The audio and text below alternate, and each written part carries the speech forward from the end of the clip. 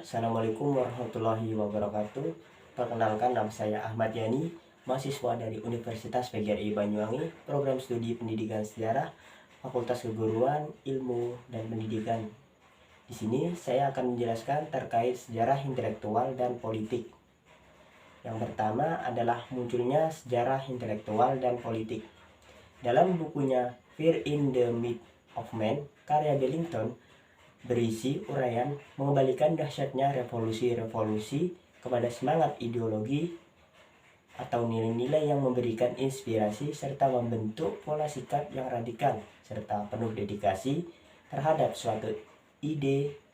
Dengan demikian, sejarah intelektual adalah sejarah yang mempelajari etos jiwa, ide atau nilai-nilai yang mempengaruhi kehidupan manusia atau masyarakat, bahkan bangsa dan negara dari zaman dahulu kala hingga sekarang, sehingga ideologi menjadi dasar bagi perubahan dan perkembangan masyarakat, bangsa, dan negara. Sejarah intelektual dalam bahasa Sartono Kartodirjo adalah mencoba mengungkapkan latar belakang sosial kultural para pemikir agar dapat mengeksplorasikan faktor-faktor sosiokultural yang mempengaruhinya.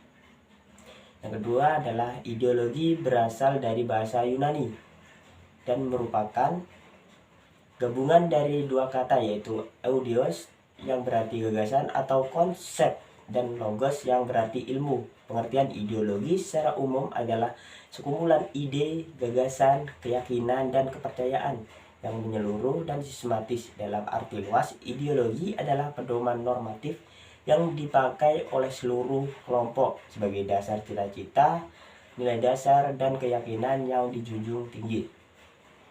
Pengertian ideologi adalah suatu sistem kepercayaan masyarakat yang berbicara bagaimana seharusnya political world berjalan atau berlangsung. Ideologi sebagai pengarah untuk menjalankan program guna mencapai tujuan yang tidak dirumuskan. Ideologi adalah suatu rentetan image atau kesan yang cenderung berperan untuk mendeskripsikan apa yang terjadi dalam setiap waktu, supaya orang atau masyarakat dapat menyesuaikan dengan perkembangan zaman dan tidak terlepas dari konteksnya. Adapun pengertian ideologi seperti menurut Sargent, Suseno, Thomas Hobbes, maupun Karl Marx, ideologi merupakan seperangkat data nilai yang tersusun secara sistematis, bulat dan utuh. Demikian pula ideologi mengandung asumsi yang itu pandangan umum tentang apa yang dianggapnya baik, yang didukung, dianut, dan dijunjung tinggi. Yang kedua adalah kaidah, yaitu rincian dari asumsi yang menjadi pegangan atau pedoman. Organisasi, yaitu penerapan rincian nilai ke dalam tindakan yang menyangkut kebersamaan tindakan. Ideologi sebagai belief system mengandung unsur kepentingan, interest, dan cita-cita. Adapun fungsi ideologi, yaitu sebagai dasar dan kerangka bagi kehidupan masyarakat, bangsa, dan negara, sebagai pemberi arah dan tujuan bagi pengharapan, pemikiran, dan kegiatan bersama dari semua unsur yang ada di dalam masyarakat suatu negara. Yang ketiga adalah pengikat suatu bangsa menjadi suatu sistem keutuhan yang utuh untuk mencapai cita-cita bersama. Yang terakhir adalah menjadi sumber inspirasi yang mampu menyemangati serta mendorong masyarakat suatu bangsa untuk mencapai tujuan. Adapun dimensi dari ideologi, yang pertama adalah ideologi dapat bertahan apabila mempunyai tiga sebagai berikut. Yang pertama, dimensi realita yang mencerminkan gagasan yang hidup dalam masyarakat, yang mengandung makna bahwa nilai-nilai dasar yang terkandung di dalam dirinya bersumber dari nilai-nilai real yang hidup di dalam masyarakat, terutama pada waktu ideologi tersebut lahir, sehingga mereka benar-benar merasakan dan menghayatinya sebagai milik mereka. Yang kedua adalah dimensi idealis, memiliki cita-cita yang tahan uji melalui idealisme atau cita-cita yang terkandung di dalam ideologi yang dihayati suatu masyarakat atau bangsa yang dapat mengetahui ke arah mana mereka ingin membangun kehidupan bersama. Idealisme tersebut seyogyanya berisi harapan-harapan yang masuk akal dan dapat direalisasikan. Yang C, dimensi fleksibilitas, dapat menyesuaikan diri, beradaptasi, dan dapat mengikuti perkembangan zaman. Dimensi ini hanya dapat dimiliki oleh suatu ideologi yang terbuka, karena dengan ideologi terbuka dapat membangun pemikiran-pemikiran baru tentang nilai-nilai dasar yang terkandung di dalamnya. Adapun aspek-aspek negatif dalam ideologi. Yang pertama adalah ideologi dapat digunakan untuk rongrong pemerintahan dan mengubah keadaan secara radikal, seperti sejarah Eropa yaitu Marxisme, Nazisme, dan Fasisme. Yang B adalah ideologi sering memperbudak ilmu pengetahuan, yang dijelaskan seperti Adolf Hitler memerintahkan para ilmuwan, antropolog, dan dokter Jerman untuk membuktikan bahwa bangsa Jerman yang mempunyai ras Arya atau ras yang paling sempurna di dunia, ras super. Selanjutnya, Jerman membagikan bangsa-bangsa di dunia menjadi 3 kelompok, yaitu ras Jerman adalah ras pencipta kebudayaan, ras Jepang adalah ras pembawa kebudayaan atau pengembangan kebudayaan, dan ras Yahudi adalah ras perusak kebudayaan. Itu semua bersumber pada superior ras Arya di masa Hitler dan bukunya Mein Kampf, Perjuanganku, yang merupakan kitab sucinya kaum Nazi. Yang C adalah ideologi digunakan untuk mempertahankan kepentingan seperti sepihak, contohnya komunisme. Untuk yang selanjutnya yaitu bab 2, feudalisme dan ideologi tradisional. Yang pertama, feudalisme. Orang menafsirkan feudalisme dalam berbagai pengertian. Dalam kamus orang-orang Marxis, feudalisme diartikan sebagai suatu tingkatan yang lebih maju dari perkembangan masyarakat budak. Feudalisme yang dimaksud dalam buku ini adalah sebagaimana yang dijabarkan oleh Ensiklopedia Barat. Feudalisme adalah suatu sistem politik dan militer yang merupakan dasar bagi pemerintah lokal dalam menentukan keadilan, perbuatan undang-undang, dan pembentukan angkatan perang seluruh kekuasaan eksekutif. Feudalisme berasal dari kata feudum atau fief yang berarti barang yang dipinjamkan, dan biasanya berupa tanah yang umumnya berasal dari raja. Tanah dipinjamkan diberikan kepada pegawai atau tentara sebagai gaji, keluarga raja, kaum biarawa dan biarawati karena diberikan tugas untuk melaksanakan pendidikan orang-orang yang telah berjasa kepada negara. Adapun aturan pokok sistem feudal, menurut teori yang berlaku di berbagai negara, raja dianggap sebagai tuan tanah besar atau overlord yang memiliki tanah luas dalam wilayah kerajaannya. Tentang asal-usul sistem feudal dapat dilacak pada keadaan abad ke-5 yang kacau akibat jatuhnya Romawi Barat. Feudalisme di Eropa telah muncul sejak tampilnya Karel Martel pada abad ke-7 hingga ke-8 yang memberikan tanah pinjaman kepada para bangsawan dan prajurit yang menekankan serangan orang-orang Islam bangsa Moor pada 1732 Masehi. Manor dalam periode abad tengah atau abad ke-5 sampai dengan abad ke-15, sebagian besar Eropa berwujud desa dan sebagian besar penduduknya juga hidup di desa-desa. Oleh karenanya, sebagian besar penduduknya tinggal di desa-desa. Maka masyarakat abad tengah merupakan masyarakat petani, manor, dan unit masyarakat petani yang terkecil. Dengan manor yang dimaksud satuan wilayah, kekuasaan, dan kepunyaan seorang bangsawan. Para petani adalah produsen bagi seluruh kebutuhan masyarakat feudal. Di antara para petani tersebut terdapat tingkatan-tingkatan, yakni petani merdeka, villein, dan serfvillein.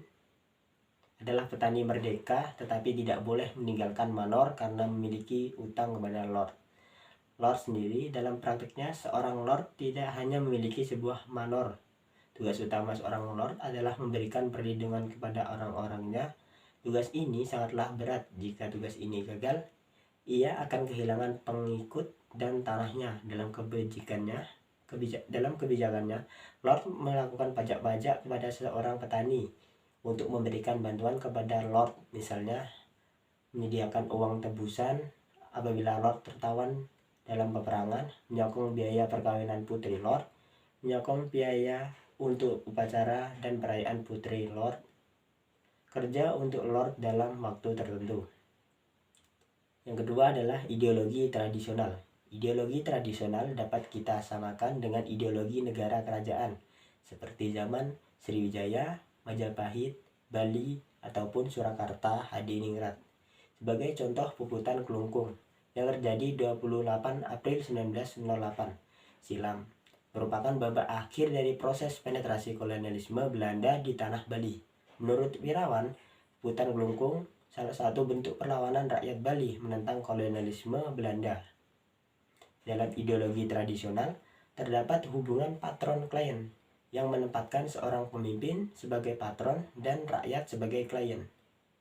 Hubungan patron-klien yang berdasarkan ideologi tradisional biasanya bersifat konservatif dan loyal.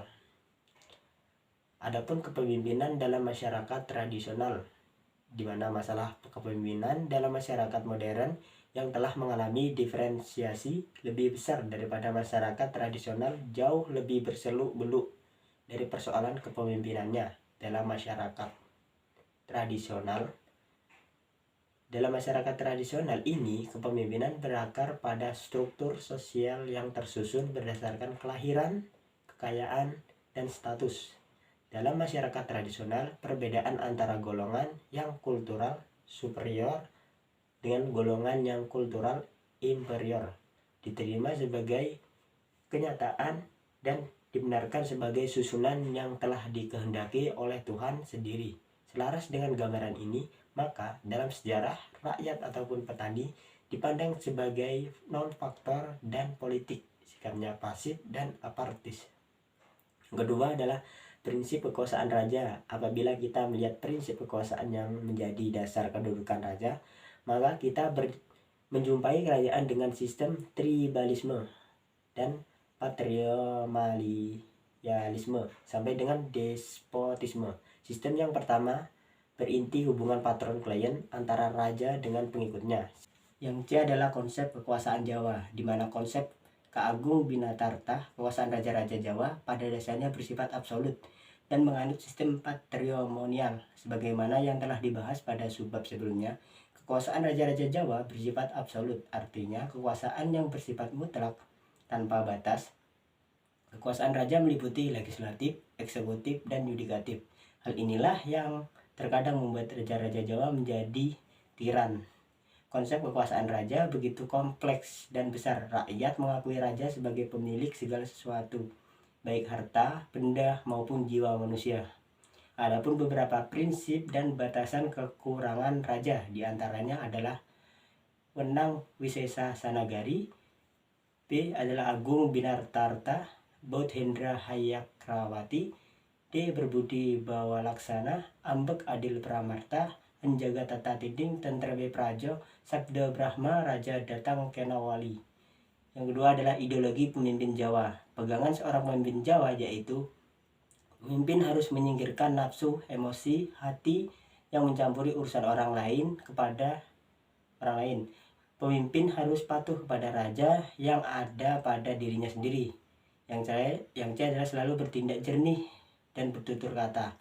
Yang D adalah pemimpin harus taat kepada nasihat guru. Yang terakhir adalah pemimpin harus mengasihi terhadap sesama.